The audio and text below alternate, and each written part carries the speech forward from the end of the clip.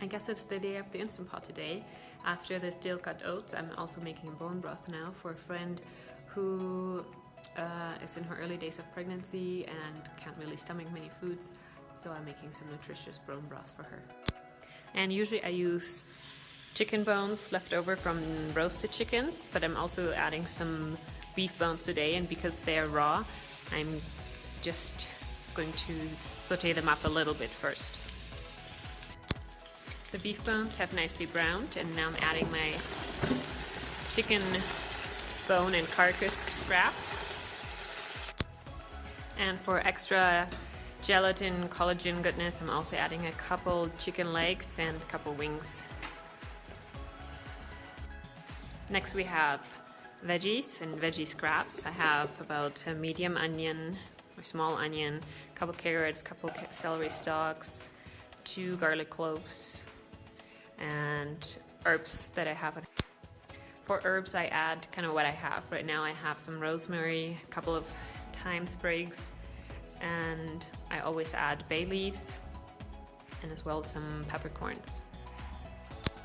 And a very important ingredient is apple cider vinegar. That will help draw out all the nutrients and all the good stuff from the bones. This is just a couple tablespoons. And then we fill it up with water. As for the amount of water, you want to cover most of the ingredients, but also stay about a couple inches from the top. So that's as much as I'm gonna add. And salt is up to you. You can add it now or later.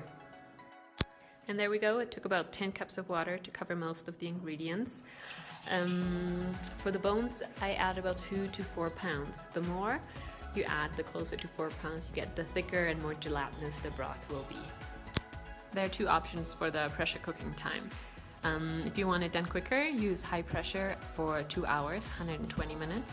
Or if you want to do it low and slow, on low pressure for 4 hours, 240 minutes. That's what I'm going to do. Okay, manual, then we select low pressure, and instead of going up 240 minutes, just go down, and 240 is the maximum the Instant Pot can do anyway. It takes about half an hour to build pressure, and then natural pressure. So here's the update on the bone broth. I just opened the lid, and now I'm going to strain out all the big pieces, collect them in the strainer, and collect the broth on the bottom.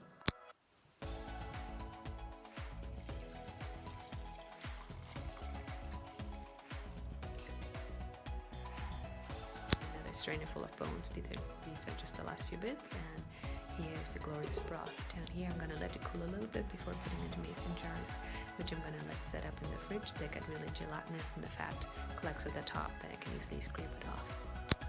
Alright, let's continue with the bone broth. This was in the fridge now overnight, and the fat has collected to the top and solidified, so I'm just scraping it off with a spoon.